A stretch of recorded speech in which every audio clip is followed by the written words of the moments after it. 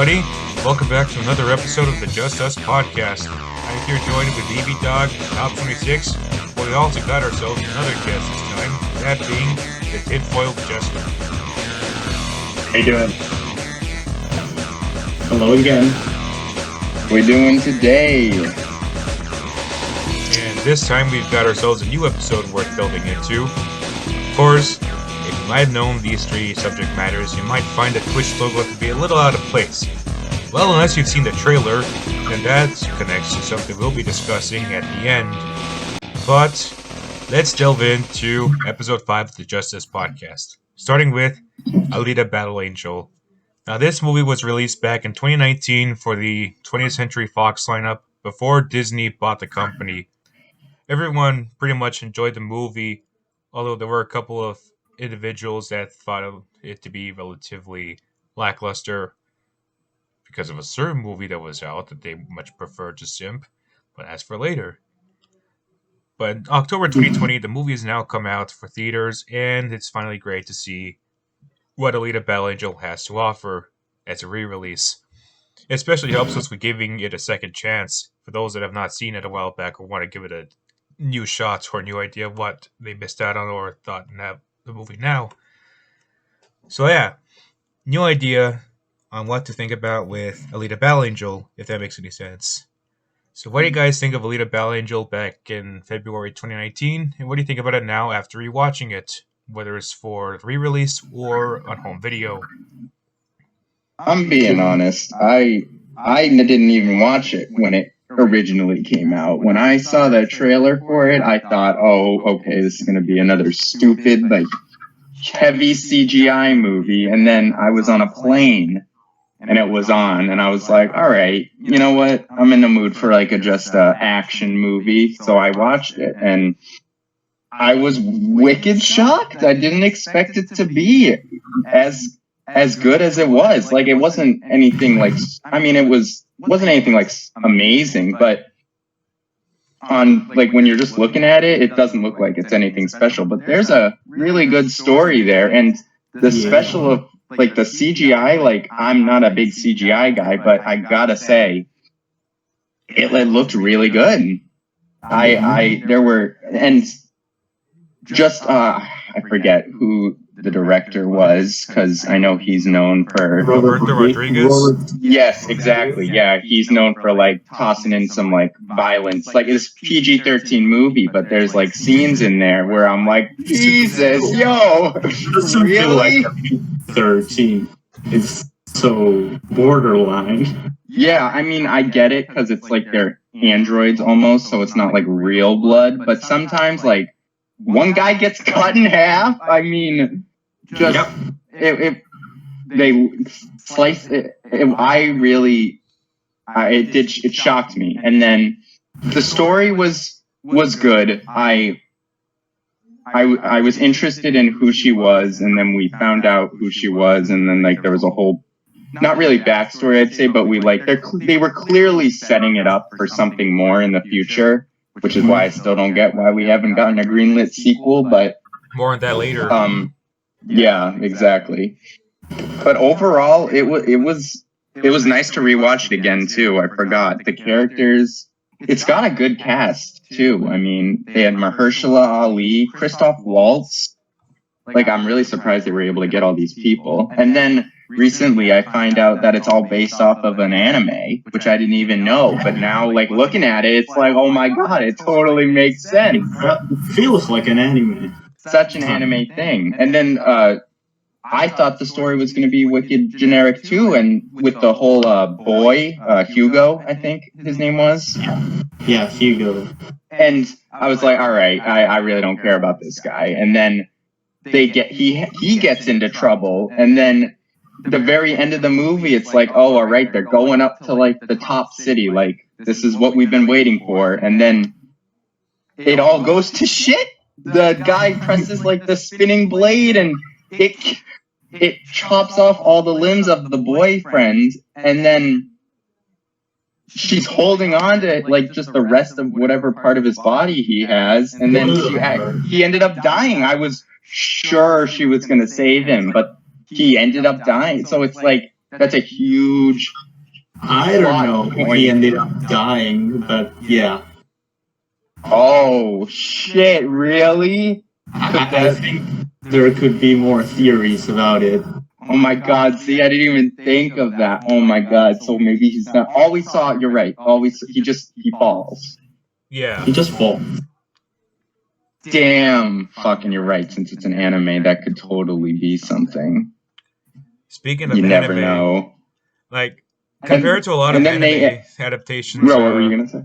what I was trying to say is that compared to a lot of anime adaptations in live action form, what I like about Alita Battle Angel is the fact that it doesn't try to be super duper faithful while trying to be, localized for a Western market. It's basically the best of both worlds, It's got the anime manga influence from the past while also being pretty unique in a way. In a way, it kind of reminds me of Men in Black, where it's apparently a comic book movie, but it doesn't look like it at a first glance. Much like I felt that Alita Battle Angel didn't seem like an anime franchise at a first glance. I mean, of course, it is, knowing about it now, but it doesn't really scream anime. Maybe it's the fact that it was from a different time period, but that's the surprise of Alita Battle Angel in some ways, discovering the source material. And it's just pretty satisfying to see an anime adaptation that doesn't try to be all that localized while still being different enough to stand out as a movie compared to a lot of other adaptations in film. I'm sure you guys can think of a few examples. I just can't believe I didn't realize it was based off an anime till a couple weeks ago. It just now looking at the story again, it's like I can totally see where the foundation came from, and clearly there's more story. They ended it on such a good note too, with showing us the main bad, Nova. It's played by Edward Norton, who's an amazing actor. Like, I don't know how they got him. Yeah, it's like you wouldn't expect him to show up in something like this. Although no, exactly, right? That was one of the most shocking things of the movie. Yeah, like the last time I believe he appeared in a big IP name sort of movie was The Incredible Hulk, which was a decade ago. And Edward Norton is a really good actor. Like, I feel like he's wicked underrated. People don't. What else? He was in that one movie where he. Fight Club? Give me a second. Well, while you look it up, since you, Tobbs, and I already talked about Alita, what do you think about it, Jorm? Especially since you're the more experienced individual that knows anime more than any of us. Okay. It's been about a year since I've seen the movie. I remember going to see it in the theater, and I remember it being really good. There were times where it kind of reminded me of an anime. It like the plot point kind of reminded me of something that from an OVA. Yeah. Oh no, I think it was a good movie. I think it was I liked the idea of the whole this sort of sport that they do. Where motorball, right? Yeah. Yeah, I can totally see, like, that's such an anime type thing. It's so funny. And it fits so well with, I believe, compared to the actual movie. Correct me if I'm wrong, but didn't the OVA have a bit of a aesthetics to it? Aesthetics as in vaporwave, spaced out text, wink wink, nudge nudge. It was very. It felt very 90s. So. Like, I'm pretty sure that people are likely to go crazy for stuff like Dragon Ball Z or Naruto, but I did enjoy the sport of the Alita Battle Angel series, or story. Yeah, that was Motorball one of just my felt- favorite parts of watching the movie.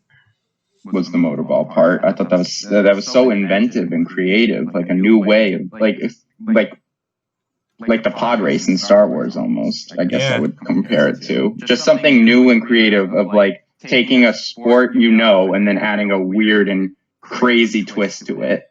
It's almost like NASCAR, but with football players or soccer players. Yeah, exactly. And you're trying to kill each other. Yep. Dude, it was so tense.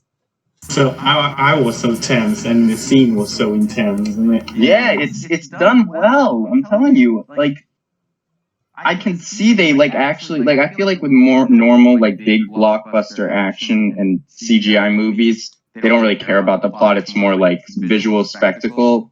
Here, I think they wanted to do both, and they didn't do it perfectly or anything, but they did a decent enough job where it kept me entertained, and I was like, I would watch another one of these. I felt it. Yeah, right? There you go. I personally want to know more about the story. Like, we didn't even see the Zalem city. Like, there's more to this world. It's almost like a whole, like, I wouldn't hate to see another. And I'm glad they're putting it back into theaters now, because I think this movie was totally overlooked. Yep. And the Alita Army, like, you guys at the Alita Army deserve this re-release. But I know for a fact that we deserve even more in terms of a sequel. I don't know if this... Well, now that Disney bought 20th Century Fox, I don't know if we'll ever see it, unfortunately. But that's what we thought about the Snyder Cut, so who knows, right? Like, the thing is that... Like, perhaps... Maybe a couple years down the line. Assuming things... It's only been 1 year since the movie came out. But, like, yeah... I would love to see a sequel at some point, but give it time for the development, you know? I would actually like to see them try to develop a even better story than what we got last time, since you usually get stuff that sets up sequels and it doesn't quite satisfy your needs if either the initial film just doesn't do it for you, or if the subsequent stories just are bad. So even with the Disney stuff preventing 20th Century Fox from expanding their properties unless they're Alien or Predator or the X-Men, I would like to see them take a bit of a breather, you know, not just with the COVID stuff, but to also think of a good story. But what would your hopes be aside from seeing an even better story as well as the city? I'd like to hear one from each and every one of you. Start. Like, imagining a better story than for the future? Yeah. I don't know, really. I'm just thinking to myself, like, I'd imagine the story just sort of carrying on where it's all left off, like Alita losing, wasn't it Hugo? Wasn't it Hugo? Yeah, Alita losing Hugo, and I'd imagine her just taking some time to sort of come to terms with that. While also trying to avenge him? Yeah, exactly. I think that's a huge character moment for her, and that we should see what happens after that. I think that moment is going to change her also. I think it's going to make her a little darker. Mm-hmm. Right. I think I'm in the boat too, though, where it's hard to adapt something that's already been like adapted in another form into something else. Like, same thing like with making video games into movies. Like, it really doesn't work out well every time. And I think that could be, I haven't watched enough anime to say this, but I feel like movies based off of animes tend to not do well either. I think it's just the fact that, like, you usually consist of stuff that doesn't work well in live action, as well as ravenous fan bases being too defensive if it betrays the source material. I think it's a combination of that, and just also that animes have, their stories are usually spread out over a long period of time, I feel like. Like, there's a lot of like a lot of stuff happens before you like get into like the actual shit of it. I feel like I would say. Like you have all the character development, the world building, and then once you're through with that, then you get into like the more intricate plot points and like stuff like that. The stuff that keeps you entertained, where you want to keep watching, where our characters grow and evolve more.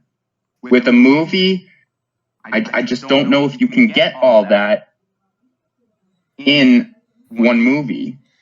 It was like, it's the same, like, if I'm talking splitting hairs here, I guess. Like the last Airbender show, they made that into a movie, and that was just complete trash. But I think it's a prime example also that they thought that like all that people really would have wanted to see was some action and then the final stuff at the North Pole. And that was mainly what the movie was about. They just disregarded everything that truly made the show great. But I feel like, again, I haven't read the manga or anything, but the last Airbender, Avatar: The Last Airbender was made.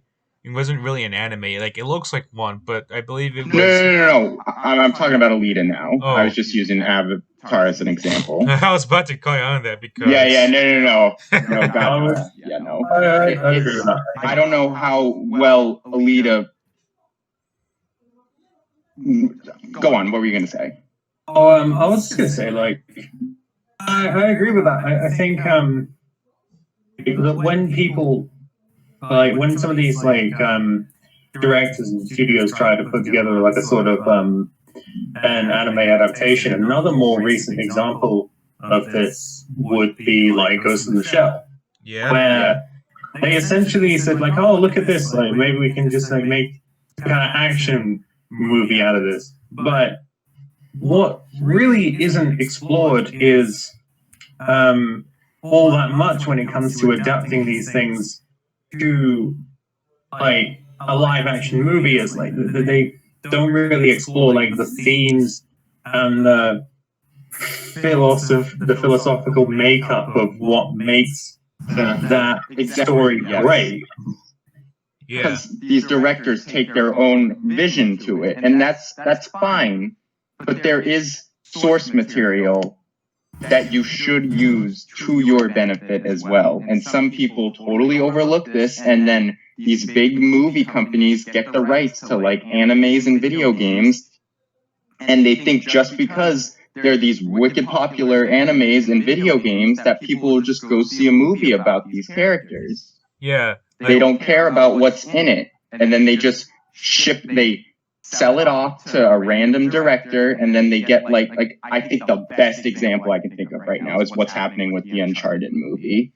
That movie's been in production hell for so long. They finally got the 7th director, and now Tom Holland, a wicked well-known actor, is playing Nathan Drake, which makes 0 sense, and friggin' Mark Wahlberg is playing Sully. If anyone who's played these games, they should know that doesn't make any sense. Like they just don't fit with them.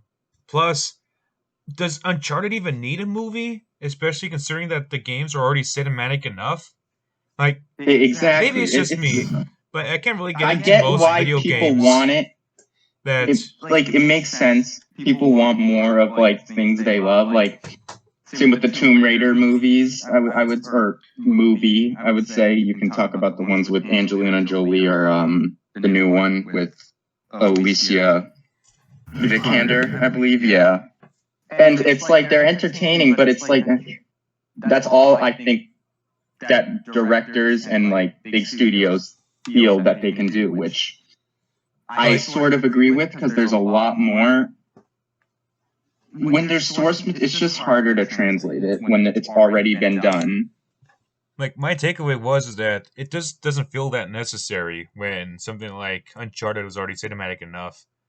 Maybe it's just me, but I think most video games try to be more like movies instead of actual games. And that was something I felt when I was playing, I believe, Uncharted 4, where my brother and I just didn't feel that invested in the gameplay. But the only thing that kept us excited is a small level based on the first Crash game, which, funny enough, this episode has Crash involved. Be prepared for that, Tinfoiled Jester. I mean, I don't know.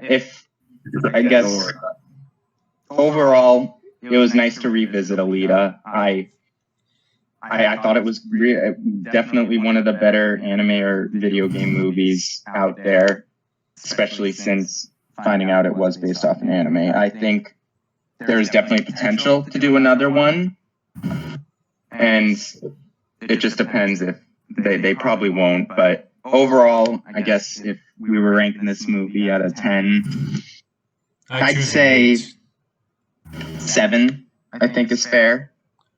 Yeah, around 7.5. Yeah, exactly. I think that's fair.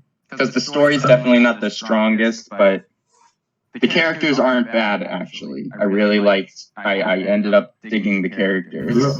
They're mostly solid, yeah. Yeah, Did you guys exactly. know that the cyborg, huge, bulky cyborg was played by Rorschach? Yeah, dude, I found that out. I lost it. That's so funny.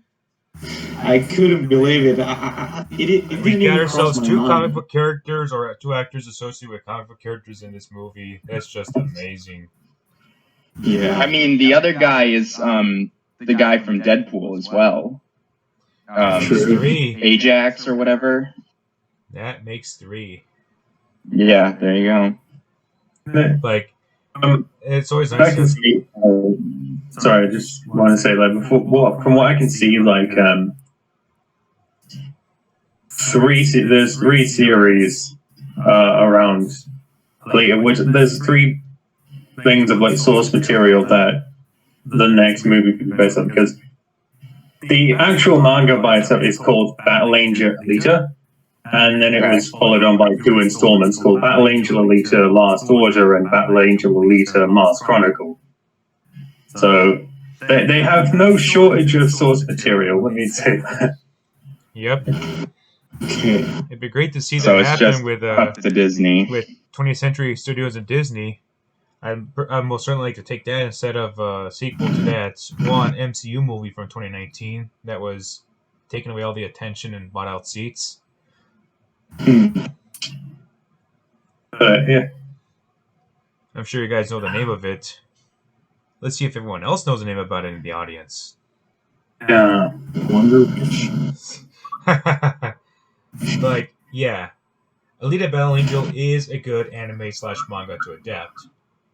It makes sense given the fact that its aesthetics fit well for live action, more so than something like, say, Sailor Moon, where it wouldn't be quite right to see a live action actor portray Usagi Tsukinu, because she's a lot more cartoony than Alita is.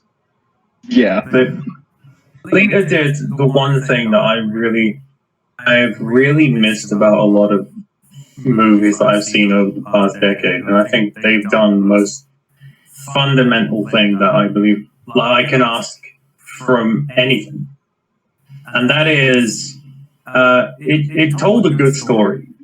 It told a gripping and compelling story, which is, if you're going to watch a movie, if you're going to invest some time into it, like, tell a good story and don't talk down to the audience.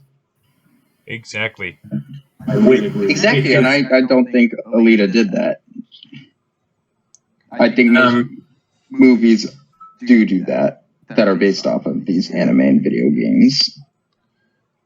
All we can wait for now is just a sequel to come out, and yeah, Elite Army, you know what to do. Spread the love for your franchise. Spread the love for your movie. And hope to God that the now Disney-run studio sees the potential in a sequel. Yep. And whatever you do, we'll see. don't make a cringy comment of her being a Disney princess, for the love of God. Next up, we're going to be talking about Batman Death in the Family, which is a 2020 equivalent to the old Batman Under the Red Hood animated movie, which is an adaptation of the comic. So it's basically an adaptation of an adaptation. Raising my hand, sorry. This is a movie I know next to nothing about. Yeah, Evdawg is going to fill it in on us because... Yeah, I can fill you guys in. I heavily know. So basically, this is a movie that was, I guess, an addition to the 2011 Batman Under the Red Hood movie, which in my opinion is one of the best Batman animated movies, if not the best out there. And it gives you a little more backstory before everything happened, before Jason Todd turned into Red Hood. So the interesting thing about this one is that if you buy the physical copy of it, it is a choose-your-own type of adventure game where it's an interactive game, and there's moments in the movie where you get to pick, and there's 7 different endings that you can choose from, or discover, I would say. So I would say if the first thing that happens is, if you've seen Under the Red Hood, you know how the movie starts. Batman's going after Jason because he's been captured by the Joker and he's being beaten pretty badly, and then Joker leaves him in the warehouse to be basically killed by a bomb he left in there as well. So this is where your first choice comes in, and it gives you 3 options. You can have the normal option where Robin dies, and then you just get the normal Batman Under the Red Hood story. This is the type of version you will see if you buy the digital version of it, because the digital version, you can't choose your own adventure. The digital version is basically a recap of Batman Under the Red Hood that goes on for like 30 minutes, but you get a narration from Batman as you're watching the events from the film play out.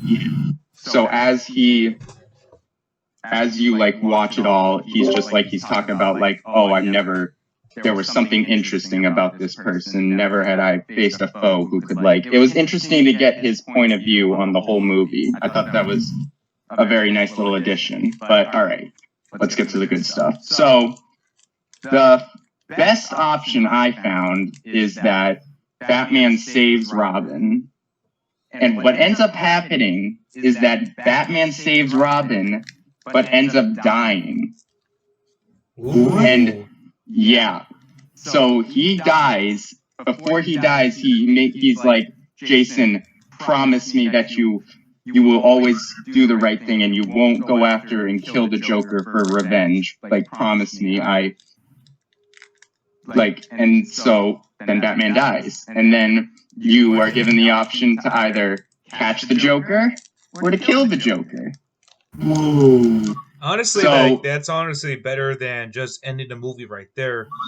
Yeah, I'm telling you, the storylines they came up with in the interactive version were really good. So, if you go catch the Joker, it basically kind of plays out the same way. Jason becomes Red Hood, and then you come to the same point like in the movie where he was on the truck and he had a bunch of Black Mask gang in the truck and he was going to light it on fire. Yeah. And then you get a new animated scene of Red Hood coming down and them fighting. And then right before they give you the option to kill him again or take him alive, you find out that Jason's been suppressing things, and it turns out that the reason Joker came after him was because he suppressed like killing all these people. So like the Red Hood became another identity for him. And when he was as Red Hood, he forgot about like all the people he killed. And then Joker bringing it back up to him makes him realize it. And then he has to deal with being a failure to Batman because he didn't do what Batman asked him to do in the end. And so then, if you take Joker in, he goes to jail. That's it. Now, this is where it got really interesting. So now, Jason, feeling bad about what he did, is standing on top of this rooftop. And then, has anyone read, the Rest in Peace Batman comic? I kind of Batman forgot about it. by Grant Morrison. I kind of forgot about it. Life was Okay. really busy for me in some ways. Yeah, so basically they took the Batman Zur-NR. I don't know if you've heard of that, but I it's know like who that a is. Batman. Yeah, Like, he's okay. either a identity of a crazy Batman or he's an alien Batman from the Silver Okay. Age. Well, it turns out Batman Zur-En-Arrh shows up, and it's actually Bruce revived from the Lazarus pit, and now he's totally bound to Talia, because Talia shows up as well. And then it's given, you get the choice, you can either fight to the death, or fight to like save him. If you fight to the death, everyone gets blown up and dies. It was that was pretty dumb. Yeah. But now if you fight to save him, Jason is able to save him. He doesn't actually try and kill Batman, and they take him hostage. They kill Talia, and then they put Bruce, who's still like, I guess would say, fucked up from the Lazarus pit. And you see him in a cage where Jason, Barbara, and Dick are all trying to help him. And he keeps repeating Zur-En-Arrh.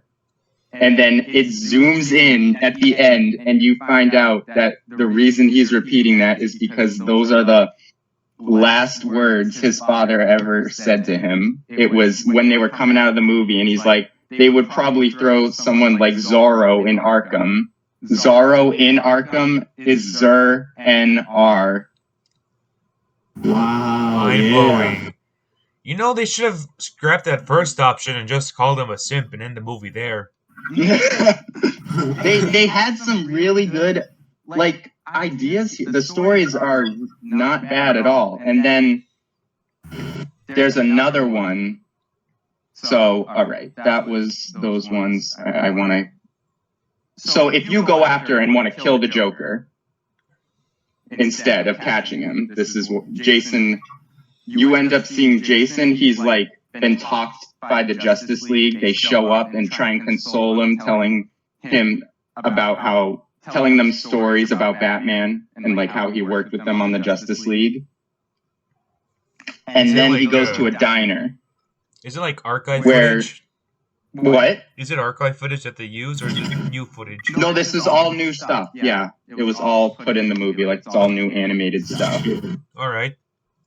Okay, so then Jason goes to a diner where he is watching this television, and he's talking to some guy who's like, it's too bad about Batman. He's like, he's never coming back. And the guy was like, Jason's like, did you know him? And the guy was like, oh, I knew him a while. I told him a funny joke one time. And then he said, I told him some jokes in the past. And he's like, oh, so you must have been close to him. And he's like, yeah, you have no idea. And then he's like, hey, you know, this whole situation reminds me of a joke. And if you guys read Killing Joke, you know the joke he says at the very end about the so basically flashlight. The joke that Jason is talking about is for like the guy's telling that Jason is just the fact that he's a Joker, a disguise of him, or a Joker that moved on. Dude, so he says that exact joke from Killing Joke, because this movie takes place in the same universe as Killing Joke, because Barbara's handicapped as well. Oh wait, I forgot about how weak sauce that one was. Yeah, exactly. So as he's saying the joke, Jason remembers the like crime file on the Bat computer of that same joke, and then he turns, and it's just some random guy, but it turned out to be like Joker, and like he put on makeup to disguise himself, and then he finds out who it is, and then just as he figures it out, right before Joker ends the joke, he's like, that's it. And he's like, well, Jason replies, he's like, well, I'll make sure to tell the big man I said hello. And then Joker realizes who it is as well he's talking to. And he starts laughing. And then Jason takes a knife and stabs it right in his eye. Whoa, only callbacks. Wow. It's so good. And then the cops show up. And then you can surrender or, Is there an option to tell them, like, hey, guys, that animated Killing Joke movie was crap?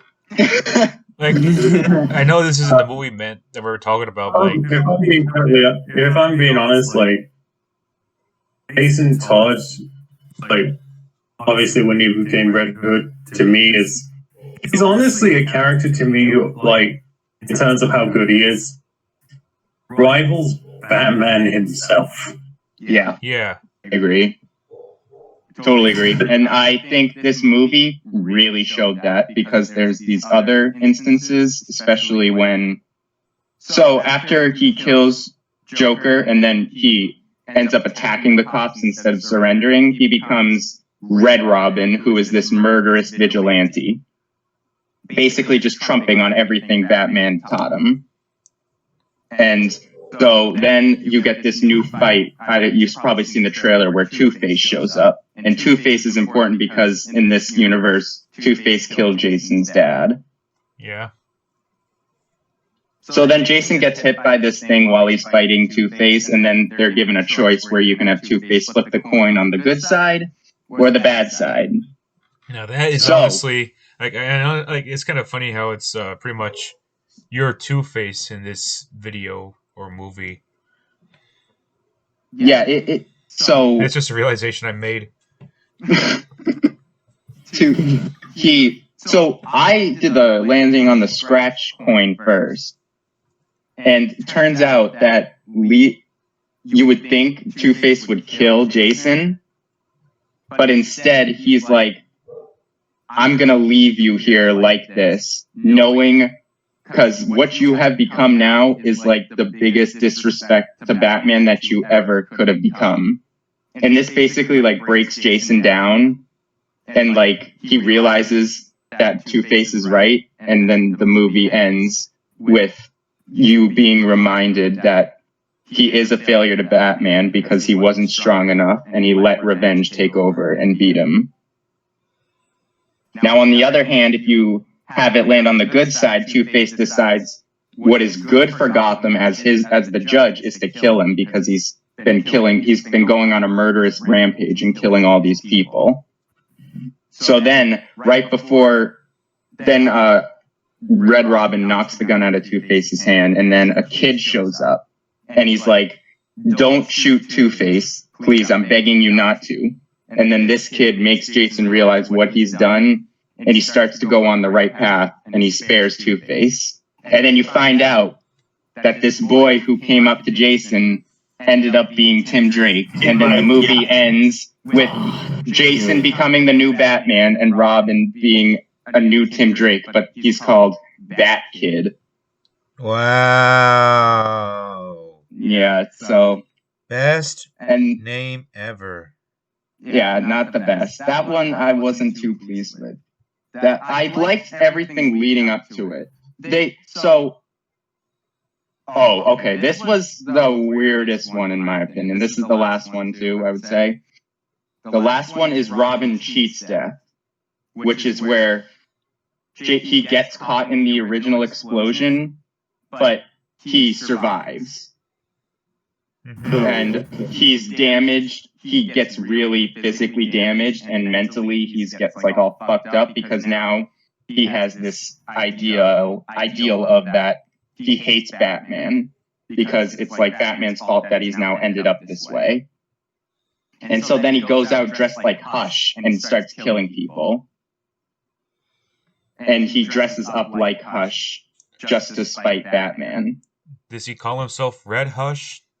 No, he's just like, he literally just looks like Hush, I would say. And so then this movie ends. Well, he missed out on an easy pun. 0 out of 10 would not recommend. 0 out of 10 would not recommend. Shit. So he ends up on a rooftop, and Talia shows up. And he's like, what do you want? And then she presents baby Damien in her arms. And she says, he needs a father figure. After what happened with you, Jason, Bruce cut ties with Raish completely. So he knows nothing about Damien. So then Talia was like, be his father. And then she's like, if you do this, I will help you find the Joker and get revenge. And so Jason agrees. But you find out that she had him at the moment she showed him Damien, because for this Jason, he only agrees because he wants to corrupt Damien against his mother and father as an ultimate evil revenge to Bruce for what he had done to him. And it ends with Damien taking the boy and being like, "Oh, don't worry, we're gonna have some fun." It was wicked. It was like dark, in my opinion. The Yeah. way he said that sort of sounds like a school bully to a kid in the playground. Exactly. So I mean, so it's not really like a movie. I would say it's definitely worth it if you get the physical version, because when you go through each of these things and you're picking them, it's cool to watch it and see it play out. And each thing really does have a good storyline, in my opinion. Like, I know it's hard to, like, I did my best to explain it just now, but it's definitely way better when you watch it. Especially that diner scene. Oh my god, it was so good. Let's be honest. Yeah. To be honest, I believe like Jason Todd, Red Hood, like I honestly believe like he deserves his own animated series. Honestly, they really that would be a great idea. They could adapt Red Hood and the Outsiders. They can like start it off with a backstory, or I don't know. They should just have it continued from the movie. Like, all I'm saying is, like, with him, like, just imagine all of the, like, with just Red Hood, or even just Jason Todd as a character, just imagine, like, all the sort of philosophical themes they could explore with them.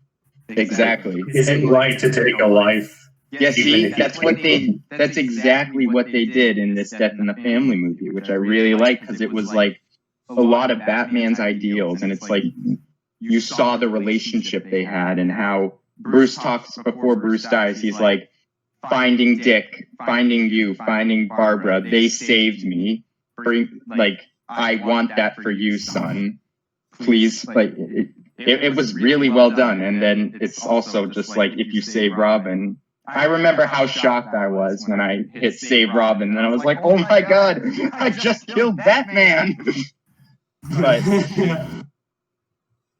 overall, I definitely get the physical version, because I know a friend who got the digital version, and it's just the part of the physical version where Robin dies and you get the narration from Batman. It's the digital version that has all the good parts, I would say. I presume you had a warning to say regarding pirating it? I mean, honestly, I wouldn't, because you won't get it all if you pirate it. You have to buy the physical copy if you want to be able to do the interactive stuff. Yeah. It's not worth it to pirate it or get the digital version. It's because you don't get the other option. Like, all the options I just told you, you won't get with the digital version. You'll only get that first thing. Yeah, exactly. You only get the basically Red Hood, but with a Batman narration over it. So, all right. Which is interesting, but yeah. I just took a bit of a look at it, and I just saw the one where like where Red Hood like kills the Joker, like shoots him in the head. Yeah. And what I liked afterwards was the sort of shockwave that was felt afterwards. Yeah, right? And then you also got all the stuff from Jason realizing all the people he suppressed killing, because the Red Hood has become like a separate identity in this storyline. It was really well written. Like, I just wish it was longer. I wish they could have made the storylines longer, because they're really not that long. They're like, I would say like maybe some were longer than others. The max I would say was like 30 minutes. I guess the amount of them makes up for the short duration they each have. Yeah, exactly. It's more like I would say like medium length clips, like a 5-minute or 4-minute YouTube clip, and then like there's a bunch of those stapled together, and then it's like it decides which clip you get when you make your choice. But what it's like, I guess the best way I would sum it up is, in this case, it was quality over quantity, and in every case, I appreciate that, because the quality of these storylines and interactives was really good. Yep. They knew what, like, they were clear Batman fans. Like, they know what makes the character tick. They know his ideals, and they knew how special the Red Hood movie was, because it really is like, I think it's so good. And then they all added that on to this little Death in the Family thing. So I see it as like a little DLC to Red Hood. It is, actually. So with all that said, Brandon Beatty came back for it, so that tells why. Yes, that too. It was so nice to see all of the voice actors except Red Hood come back. Like the Joker, when he was it was the same voice actor who did Joker in the movie. When he did that dinner scene. Oh my god, it's so good. He's one of my favorite. So this is he basically really is like up there. Batman Under the Red Hood 10-year reunion. Yeah, I know. It's too bad they couldn't get Jensen Ackles back, but Everything in else, I this presume, was still good. time, yeah, it makes sense for this part of it because it's like Jason never died, so he didn't grow up. It's like he gets saved and then he just goes off and does his thing. So he's like, you remember the voice actor we had for Jason in the movie when like there were flashbacks? I'm pretty sure that's the same voice actor they used in Death in the Family. Because it is not, unfortunately, Jensen Ackles. But he did a good job. I was upset about it, but he did a good job, and it makes sense because he's not as old. And as if you watch it, you'll understand what I'm talking about. Yeah. But so overall, that's what I would say about it. Definitely, if you're a fan of Red Hood, definitely go out. Make sure you buy the physical copy, though. Otherwise, you're gonna get gypped. So how would you rank it? Don't do that. What's up? How would you rank this movie? So I wouldn't rank it as a movie. So hard to rank it, yeah. Well, how about as an Because it's not experience? really a movie. It was more just like an interactive thing. Yeah, how Like would you I rate call it as it an like a experience? telltale game. That's exactly what it was. Like it didn't have like the quick button pressing. It was just more choose your thing. So if I'm rating it like that, honestly, I would rate it an 8. I think 8.5 maybe. Some of the story, once you watch it and see the storylines to some of them, they were really good. I was shocked by the writing, even though it was short. All right. It's like they know the character, and I appreciate that. I'd say 8. 8, I think 8.5 is a little generous. 8's fine. That sounds quite good. Next up, we'll be talking about Crash 4, It's About Time. This is the latest video game from the Crash series, and I'm quite interested to see what our guest has to say about it. So, what do you think, Tinfoiled Jester? Well, I can give quite a clear opinion of it because I have been playing it.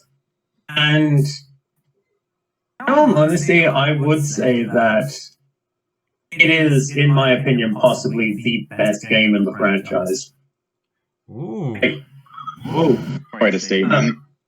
Yeah. It's quite a bold statement, I know, but once you play it, you'll kind of, if you ever play it, you'll kind of see why.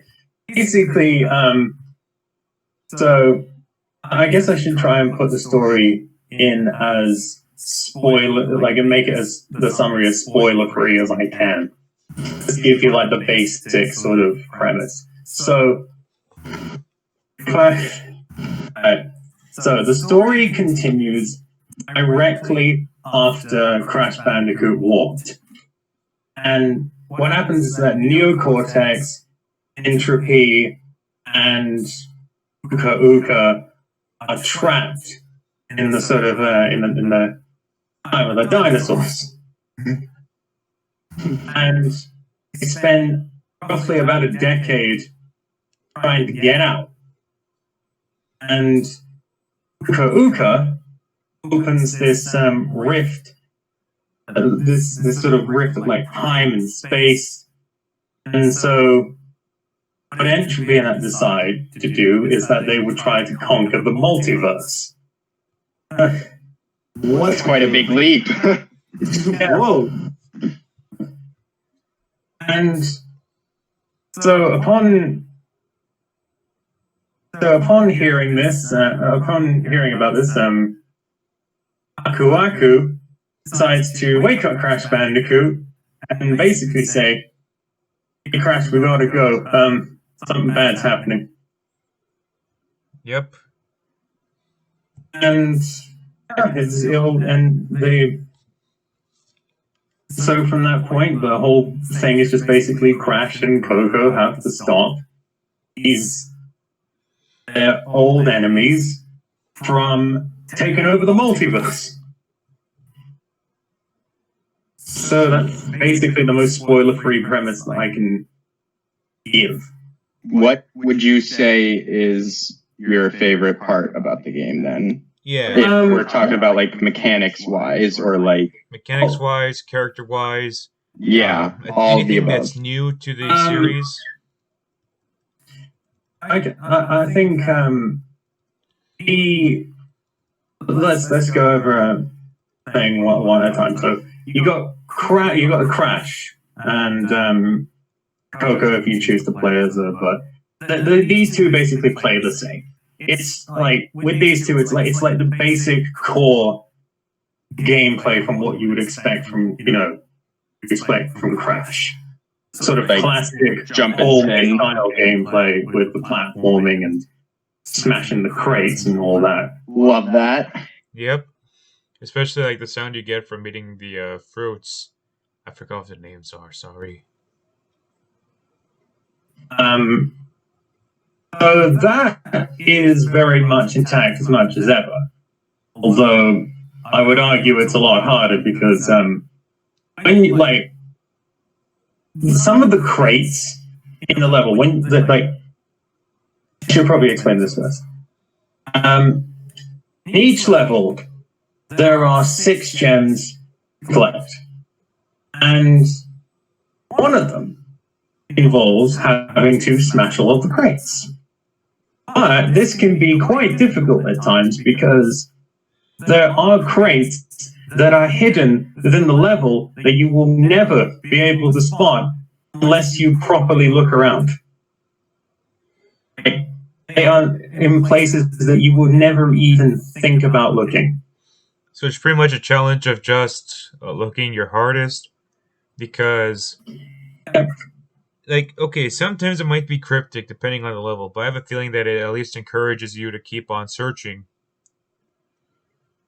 There are times where you have to be really perceptive.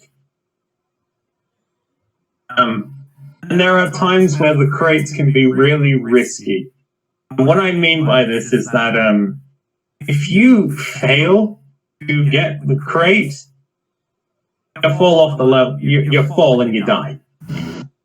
Damn. So what would you say, so then difficulty wise, I guess I'd ask is how would you rank that then compared to like another game? Since this is Crash Bandicoot 4 and since it retains very much a lot of the same formula compared to like the first 3 games, bear with me, I'm not very good at explaining. It's fine, It's take your fine. time. Yeah. So how I would I'd probably say it's the hardest. Like harder than the classic games.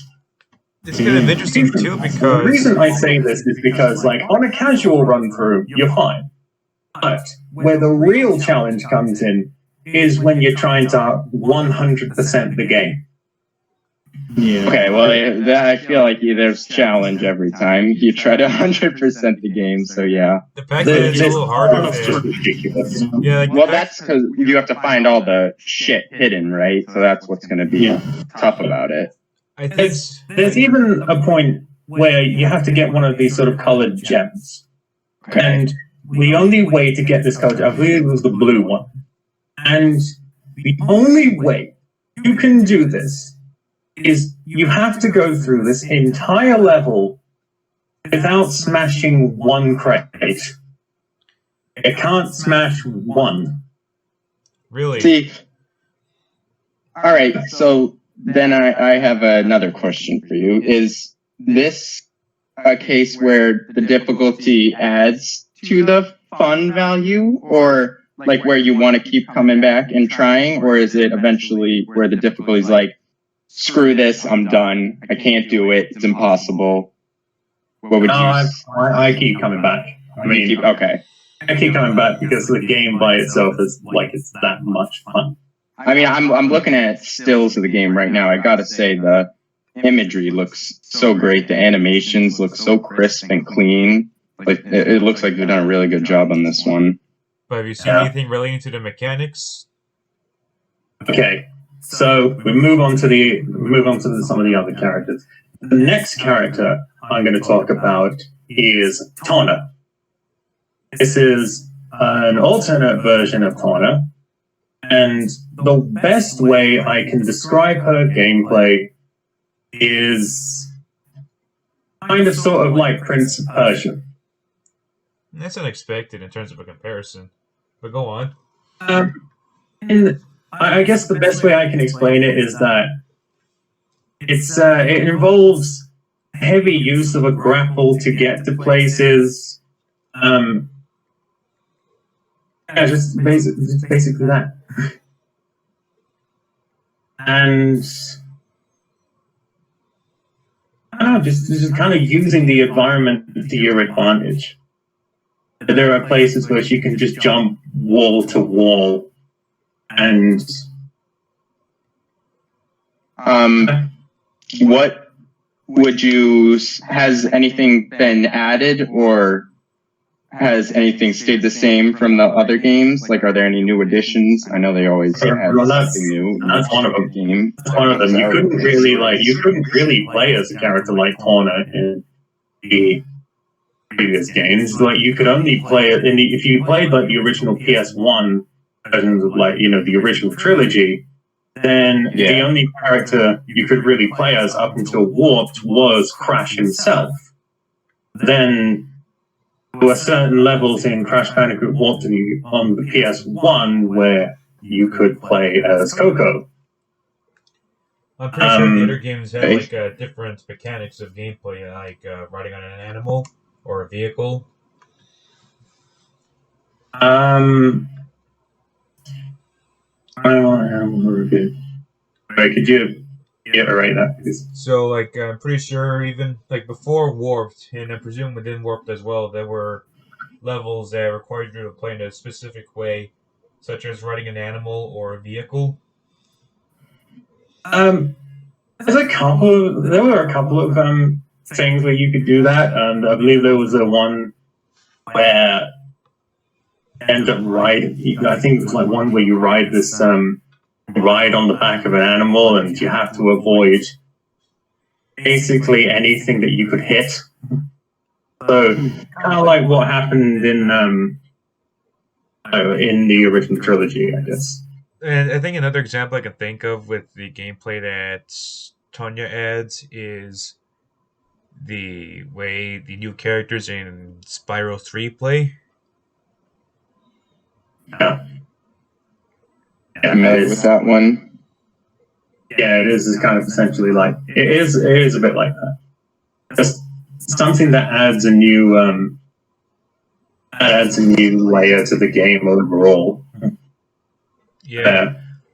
The way you traverse a level is different. You have to think about how you approach platforms in a different way because of the fact that these characters play so differently compared to like what people are used to. In this case, that would be Crash. And you're just spinning and smashing crates and jumping on platforms, which you still jump on platforms with the other characters, but you can't really like spin, so. And you have to use the grapple to get to different places, and you even use the grapple to take out enemies. That's Tawna's gameplay. The next, I'll try and sum up the next two as fast as I can. All right. Dingo Dial is next. Dingo Dial is basically, guy has this massive gun that you can suck up crates with. All right. You can use that same gun to catch a TNT crate. And provided that you don't let the TNT crate explode within 3 seconds, Oh yeah, that's. You can shoot at an enemy. I presume the green TNT ones will instantly kill you. And nitro crates can kill you in an instant as soon as you touch them. Yeah, even with Dingo Dial, that's not going to help him out still. No, it isn't. And last but not least is Neo Cortex. Yes, you can play as Cortex in this. Wait, what? You can play as Neo Cortex. I'm pretty sure there are like other games where you can play as Cortex. One that comes to mind, I guess, is Twinsanity. The way that the way a Cortex works here is like, so he has this gun he can shoot at enemies, and these enemies will turn into platforms essentially. Just either platforms you can jump on or platforms you can bounce on. All right, That's pretty ingenious. it might be a little game breaking, but I presume the guys behind the game itself aren't as lazy as the Sonic 06 developers and made sure you didn't break the game. Yeah, they have it's pretty balanced. Don't worry. That's good. I gotta say, I like the creativity I'm hearing. It sounds like each character has been given like their own like type of thing where they don't really mix and match over. Like they each have their own separate thing. Yeah, they don't. They're not. No, like aside from Crash and Coco, who play identically, none of like the characters like Fauna and Dingo Dial and Cortex. None of them play the same. Doesn't Coco They- play like There you go. Doesn't like Coco play a little differently from Crash in some capacity? Like, isn't she a little weaker but a little faster than Crash? I haven't really noticed any difference from my experience, but Like, now that you said that, I'll have to like play it yeah, again after this and find out. it's something I would notice when it comes to characters that play similarly, like Mario and Luigi, where Luigi jumps higher than Mario, and in some cases has that scuttle animation, although he slides a little more, whereas Mario doesn't slide as much as Luigi does. Like I said, I haven't noticed. What about I'm curious. So if we went over the mechanics, what about like just the atmosphere and music, tone of the game? What would you say for that? I would say Similar it's to the first three. I would say it's great. It's very much.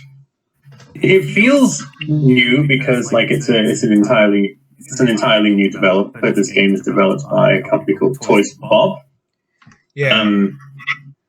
Who are behind the more recent Spyro remakes. Oh, okay. Yeah, they're also behind that Skylander series, I presume. They are behind Skylanders. Yes. Yeah. Oh my god, I can totally see the animation similarities. Yeah. Mhm. So it's very, it feels very zany, it feels very cartoony, but at the same time, that's also kind of what you'd expect from Crash Bandicoot.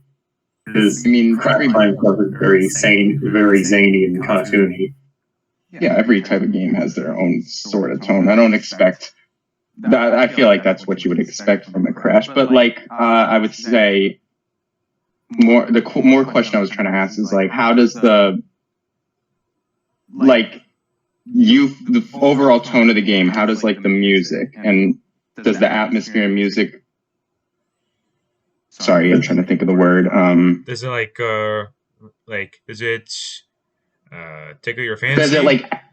Does it satisfy you, or is it better than the other games, or not as good?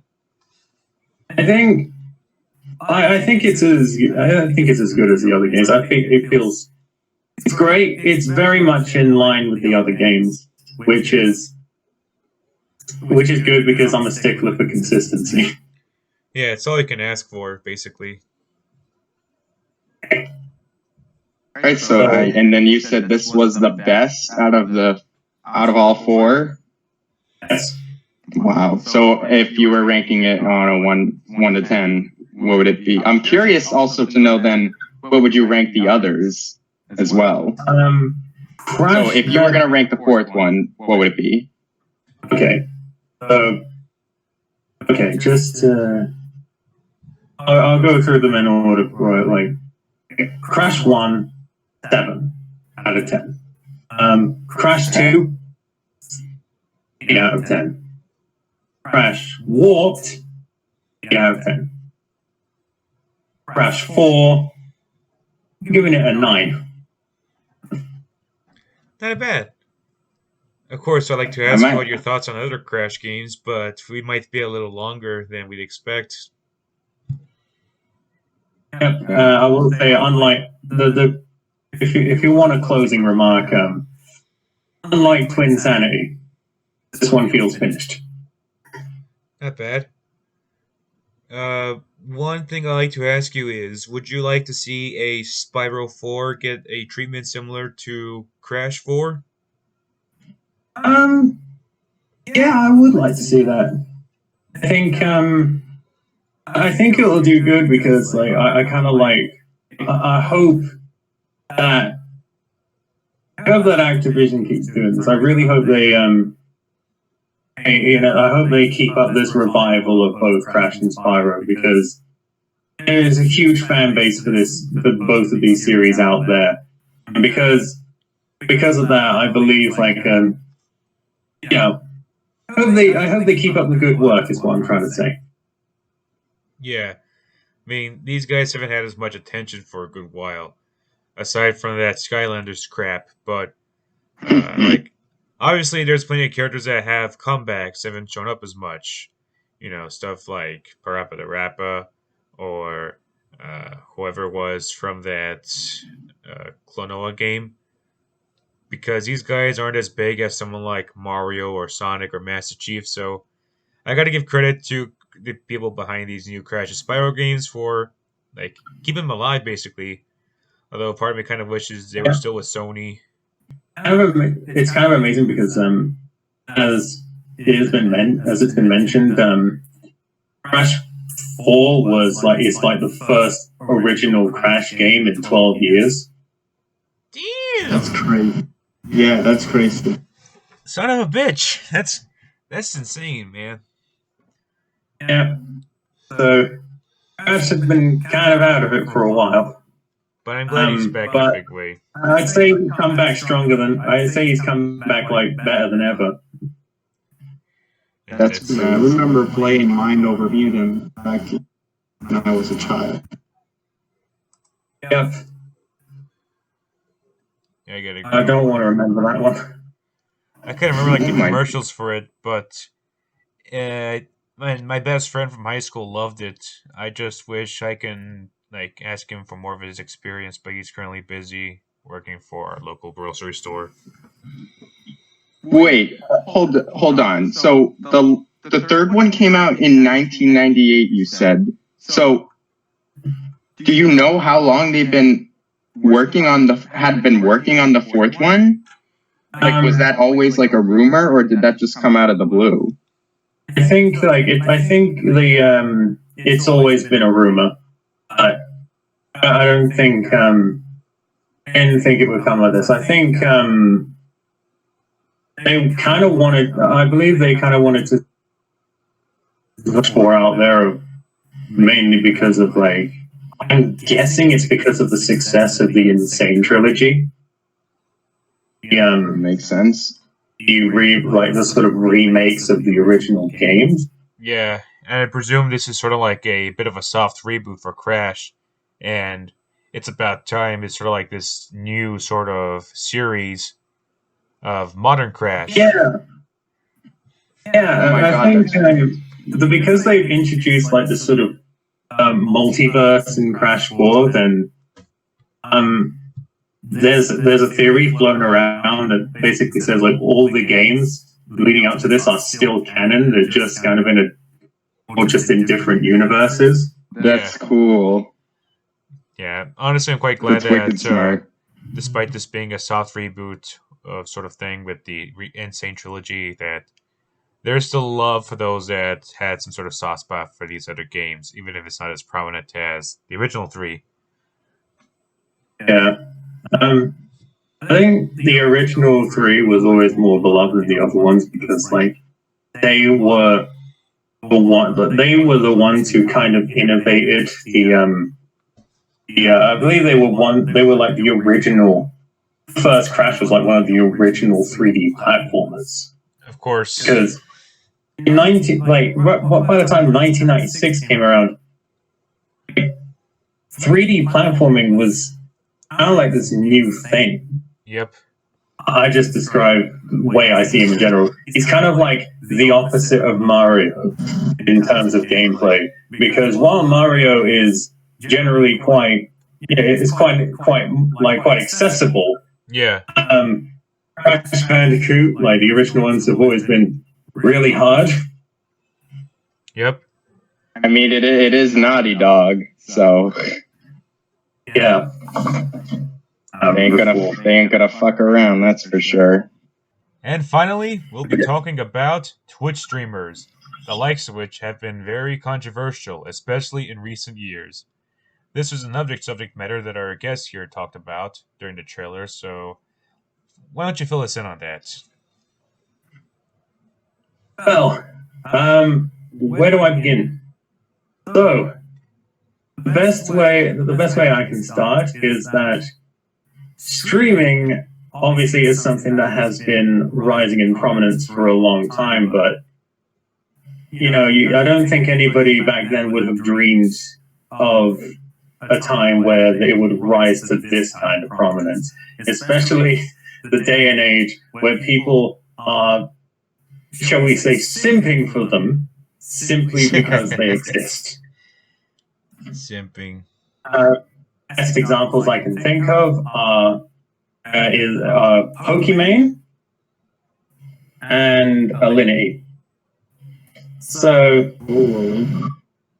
it's kind of amazing to me that so many of them have become so popular, and yet things to get themselves in trouble. Well, like, I don't know if any of you remember this one, but there was an instance where Lenny actually ended up like giving vodka to her cat. What? Holy crap! Yeah. Jesus fucking Christ! And there was even another instance where I believe she had that same cat, threw the cat over her shoulder. I think that was something I remember seeing. Oh, yeah. And I've also remember seeing another e-girl press on her dog live in video. Just Christ. I mean, it's at this point it's hard to like differentiate them. I mean, they all act the same. They're all a bunch of thoughts, e-thoughts, negative thoughts. They all abuse their animals, and people defend them just because they look hot. Yeah, that's pretty much what it is. I don't think they would have so many followers if they were, we say, not what people would consider to be attractive. Personally, I'm not that attracted to these streamers because they just look like the kind of individuals that would pretty much backstab you the moment you do something that they don't agree with. Yeah, I agree. I think it's kind of I think Twitch streamers are kind of like this kind of like the symptom of what our online age has produced. What I mean by this is the fact that it's kind of venerated a culture where people who do next to nothing can be worshipped simply for the fact that they exist. Yeah. And it's like they don't work for it or anything. They're not like, at least with YouTubers, they would at least have they would at least have to put videos together back in the day. They would have to, write, record, edit. At least there is some work that goes into a YouTube video. Whereas with these egos, all they would really have to do is turn on a camera, look pretty, and then the money just comes pouring in. They don't even have to like take their clothes off to try and get people's attentions. All they have to do is just talk, and people are donating money to them. Which is especially common for those that are putting all their life insurance on OnlyFans. Just keep feeding me with your awful personality, and I will give you actual money so you can eat. That's exactly. You know what we should do, boys? We should all come together, sit on our sofas, and stare at nothing to see if people can give us money. Although, actually, we're going to use that for a charity. Like suicide prevention. World hunger. Yeah. environmental issues. Pretty much something that's good. But no. So instead, people would rather look at somebody on a screen while they watch YouTube videos while not reacting to them at all. Yeah, it's pretty much. But pay them money because they look hot. That sounds fun. Jeez. Like, wasn't there like some sort of controversy with another Twitch streamer who would like bully one of his viewers? I think it was Invader something. Invader. Oh, Invader V. Invader V. She was Invader V. she was actually on video and she was all like, "Oh, come on. That's all you have to give me is $10. Sure, you're gonna starve and you can't even afford to pay your bills." And there's like, she didn't even care at the time that there was a global pandemic going on. Global pandemic. Like, come on, guys, give me $10. it's not even going to be like, "Hey guys, I'm going to play some music. If you donate, I'm going to send it to those that were affected." Wait, you can't even do that. I mean, we can't have nice things with these Twitch streamer thoughts now, can't we? Yeah. But the sad thing is about the sad thing about all of this is that if people actually came and tried to criticize some of these Twitch streamers for some of the frankly dumb shit they do, And their fans they just, would go up against them. they would get a knock at the door from the internet police. Wow. What? They would be like, "Excuse me? Are you talking about our queens in a way that we didn't like? You're That's banned." for you of internet. Open up. It's like this is ridiculous. Like, these aren't like, they're not even going to defend her just because of the actions they did. They just want to defend her just because they look pretty. And before anybody asks, we have nothing against women that look beautiful. However, when it comes to these recent years, we expect people to do more than just simply post pictures of them in their bikini and simply ask, "What do you want?" Though I will always appreciate when people like make fun of their replies by saying stuff like, "I want mayonnaise to be an instrument," or something along those lines. So just to make this clear to people, we have nothing against girls who look beautiful. Trust me, we don't. In fact, we fully endorse you. However, what we are saying is that sometimes you're gotta be reined in. Right. And just be like, "Hey, you're not as perfect as you think you are. I mean, We don't do this because we hate, and we don't do this because we don't like you. As a matter of fact, we do it because we love you." And because we want to see you do better stuff in life, like, I don't know, playing an instrument. Yeah, we want to see them do better. I mean, they reduce themselves to just what they are superficially. That's it.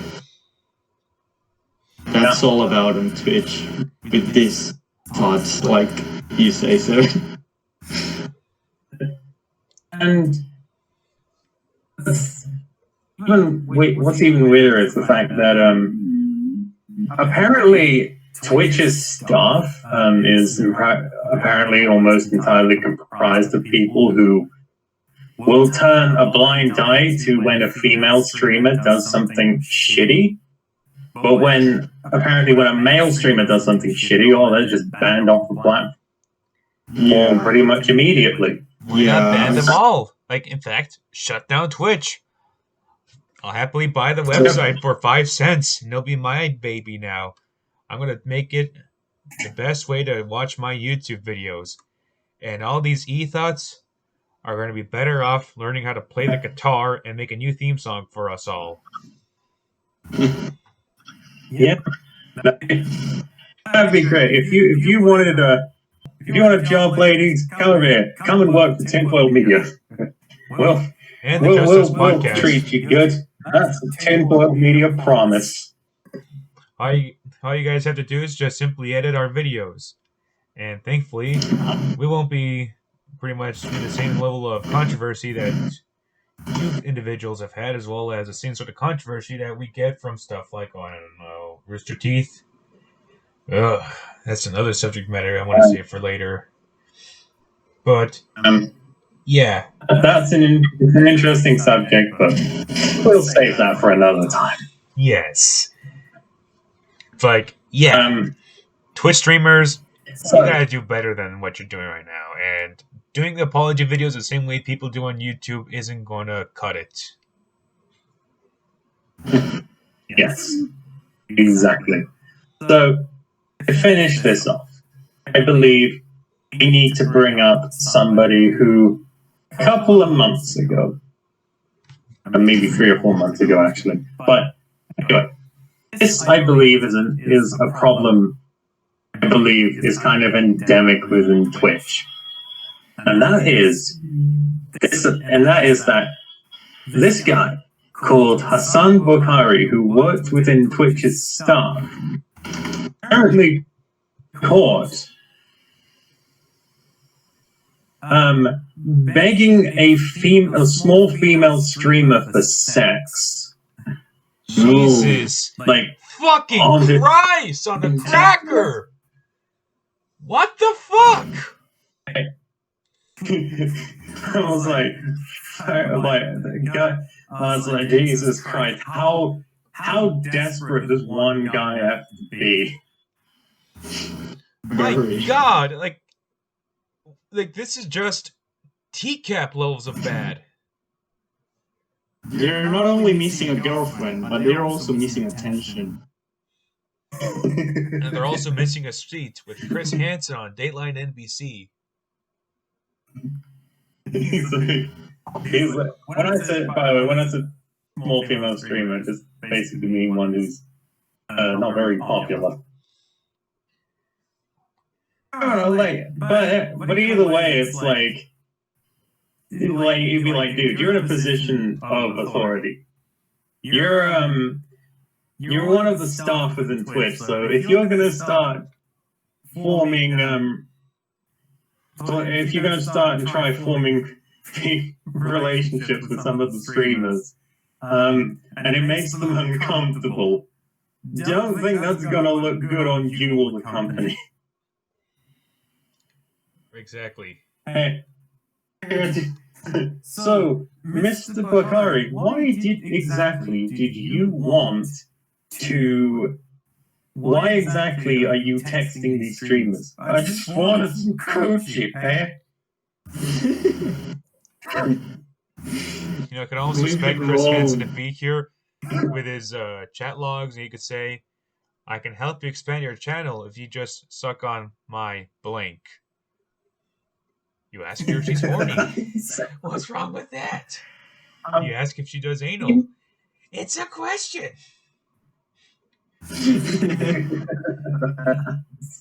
It's just like,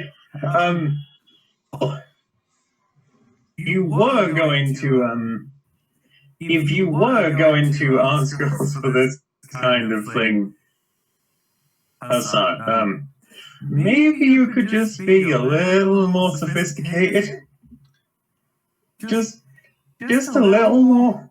Instead of just coming out and saying, basically, I need Gucci.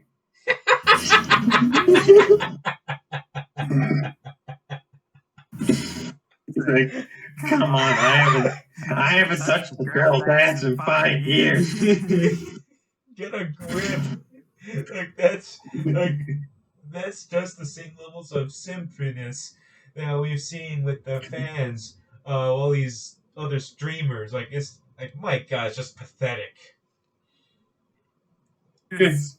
Mate, he's probably one of those same guys who turns around and calls a lot of these guys who, like, I don't know, like, criticize female streamers. Like, he's probably the kind of guy who calls them incels.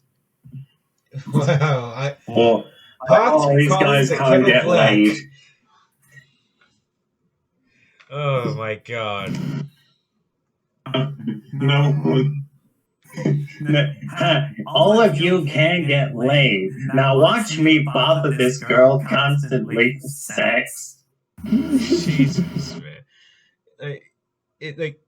We need to have these people get exposed because, I don't care who people support with politics. I don't care what people think about certain opinions. These are the kind of individuals that need to be given a lot more attention, especially considering the fact that they are supposedly meant to be involved with big companies like Twitch, and the fact that Twitch is under fire with this sort of shit needs to be given a lot more attention. I wish we got more of that stuff.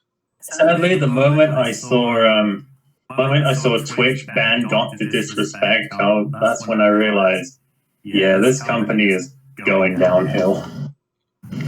Along with Kotaku, along with Rooster Teeth, and at this point, it makes YouTube pretty sane.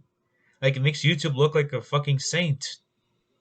And that's a pretty big statement, and kind of ironic since we're on YouTube. But yeah. I gotta say,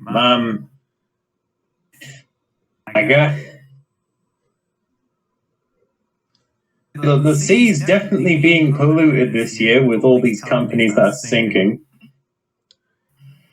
And there's no way to bring it back up unless we get proper staff and streamers that aren't a bunch of e-thoughts. And please, for the love of God, I just want to, I'd be like, all I came to do is just watch somebody with an interesting personality anyway play some games. Yeah. So hard to get that when it's so easy to access Twitch. Come on. So how would you rate Twitch? Why put in effort when it's so much easier to, like, just doll yourself up to the camera, and when you get banned for 40 seconds, you can just approach one of the admins and just be like, please let me back on the platform. I promise I won't be bad. Just reveal some cleavage, and you're all good. Yep. Overall, I give Twitch a banana out of 10. At least we have Tyler memes. That's good enough. Yeah. Thank you so much for being in this show, Jorm. And thank you for having me. Yeah, and I can't wait to meet up with you again for another episode, which will be playing at the end of the year. I can't wait. If all of you can, if anybody watching can survive my poor explanation of Crash 4, then I salute you. Thank you. But that being said, do you have anything in mind for your channel? Well, all of you, like, if any of you out there like a certain show called Sonic Sat AM, Stay tuned because I have something for you. Be sure to subscribe to the Tinfoiled Jester's channel. It's pretty funny in some ways, and I just like to play with him more often, aside from the other Justus Podcast episode we'll do in the end. And I will see you later. Take care. Goodbye. Bye.